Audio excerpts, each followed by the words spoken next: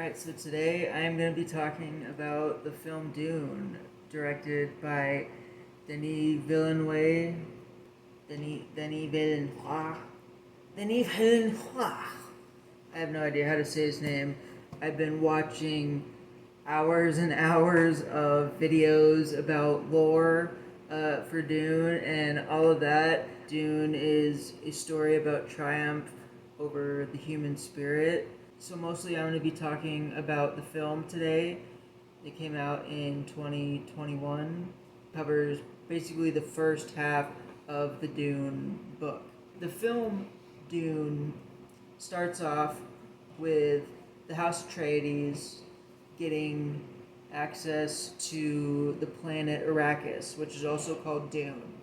This is a desert planet, and there are these enormous things called sandworms that are able to mine this stuff called spice.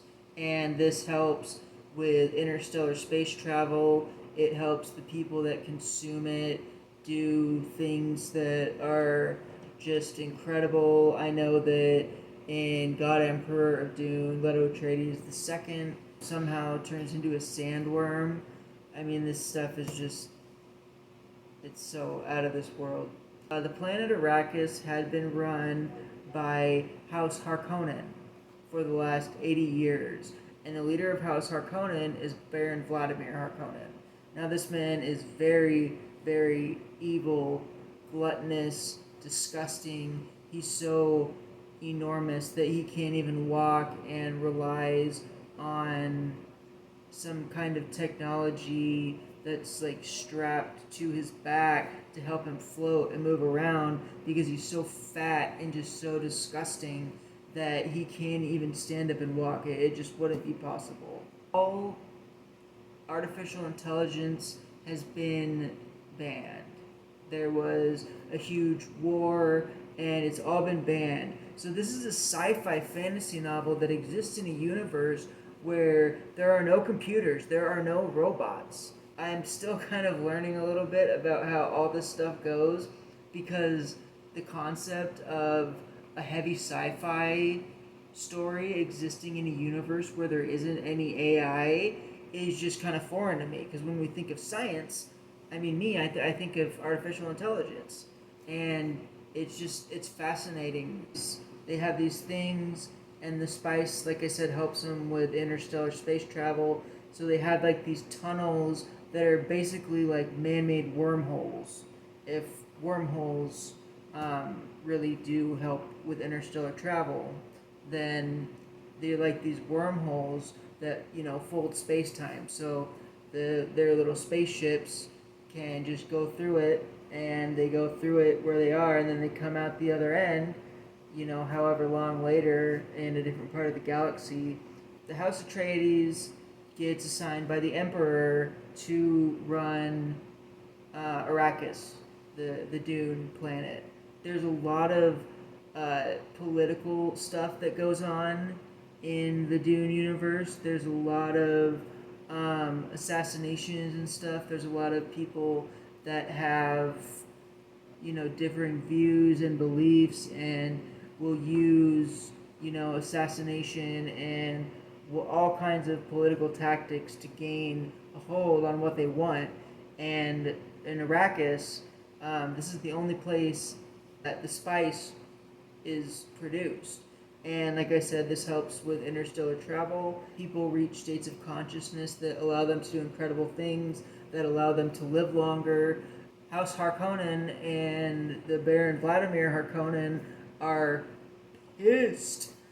They're pissed that the Emperor had assigned the House Atreides to run Arrakis and have access to all the production of spice.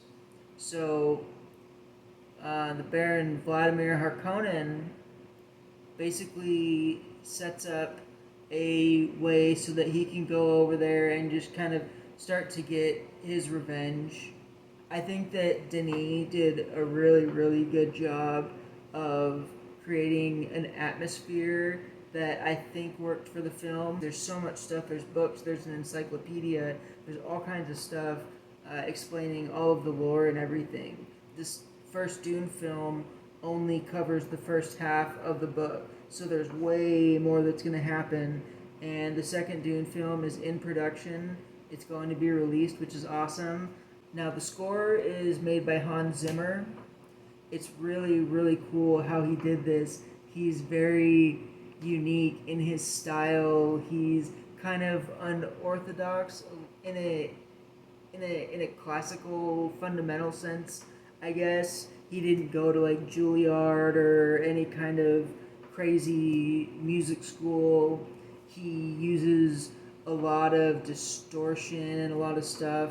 The song that's played in the beginning part of the movie, the vocals that this woman does are like really, really distorted, and he uses a lot of guitar and a lot of stuff, a lot of really slow, ambient, drony kind of music, and it's definitely different than the more conventional orchestral, like John Williams kind of score. You know, the like Star Wars kind of, stuff like that, where it's a straight up orchestra.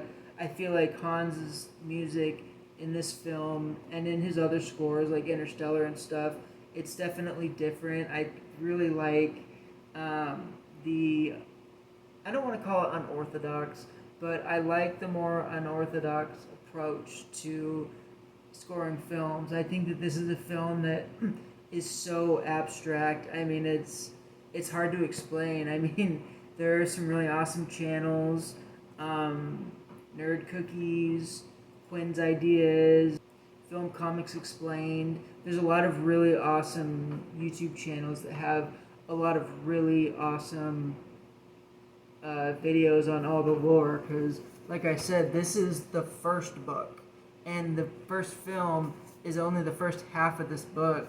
There is so much terminology in this story, in this universe. There is like an entire dictionary in the back, and it shows. Can't get my camera to focus, but I mean, there's all these different terms. Spice Melange, Bene Gesserit, House Harkonnen, so many, Arrakis. And at first, I've watched a lot of these lore videos because I don't know if I'm really the sharpest tool in the shed. I feel like if I would have just picked up the book and just started reading it, that I would have never been able to understand this stuff.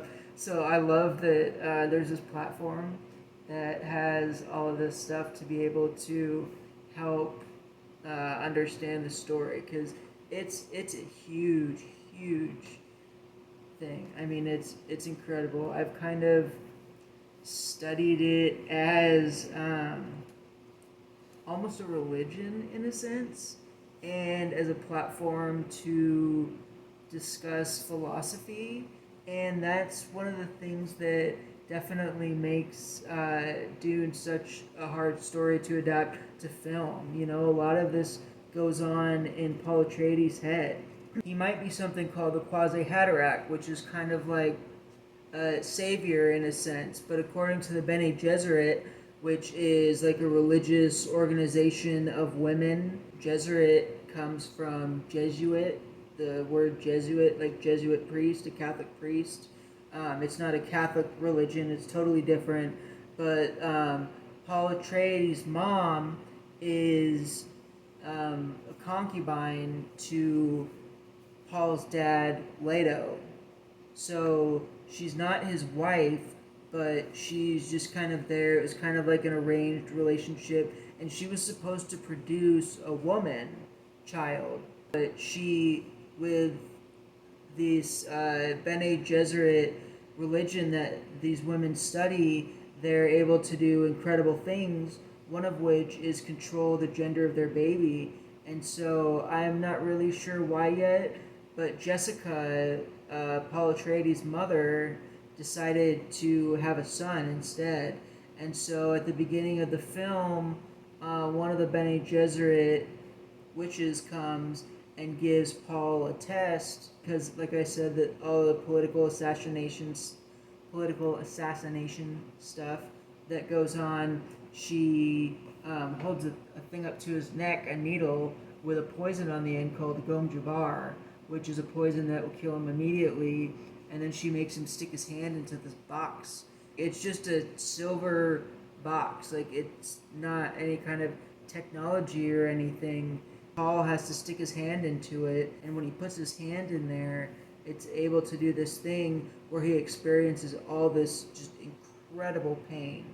And if he removes his hand from the box, she pricks him immediately and he dies. So that's the first test that he has to go through in order to start to prove his worth. This is definitely a story mostly about Paul Atreides.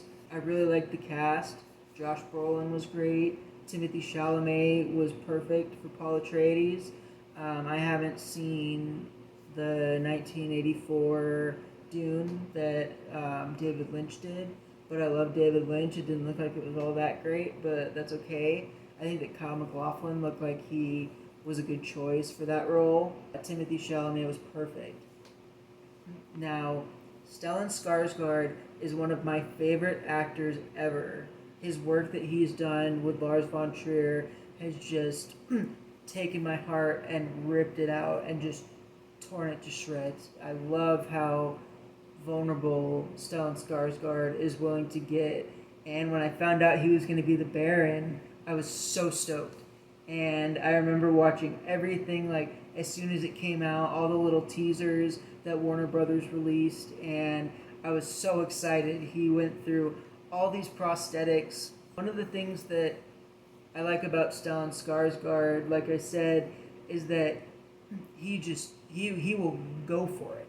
I mean, he will just go for it, and that's one of the things that I think is so important about artistic expression, is really having that confidence to be able to do that, and he has a bunch of sons that are like world famous movie stars. Bill Skarsgård is Pennywise in the It movies. Alexander Skarsgård was Tarzan a couple years ago, and then he was the lead character in The Northman. He's just a great actor. And then David Dalmatian or something, I don't remember how to say his name, but he played a Mentat that is part of House Harkonnen, and I thought that he did really well also. I thought that Denis did a really good job with the set design.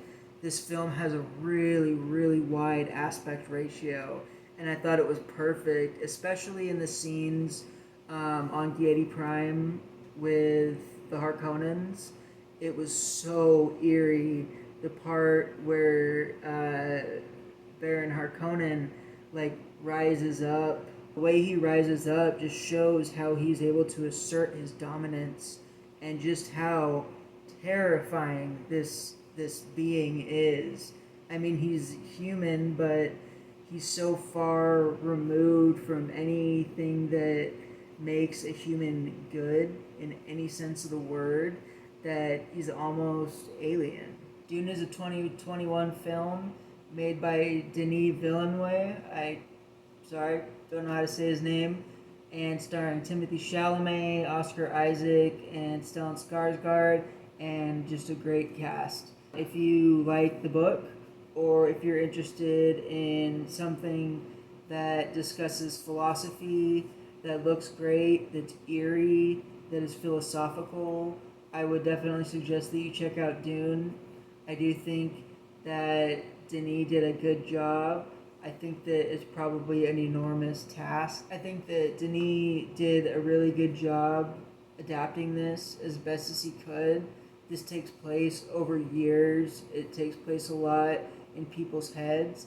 And so there are parts where it skips through things, and I could definitely see how people saw this and were kind of confused if they didn't know about any of the source material. This is such a vast story, and it's so much more than one movie can put in, even if it's 2.5 hours or whatever it was. But I thought the film was great. I saw it in theaters, and I just watched it again, and I'm really excited to start reading the book and get into this incredible story. Thank you for watching. Make sure to like and subscribe, and I will see you soon.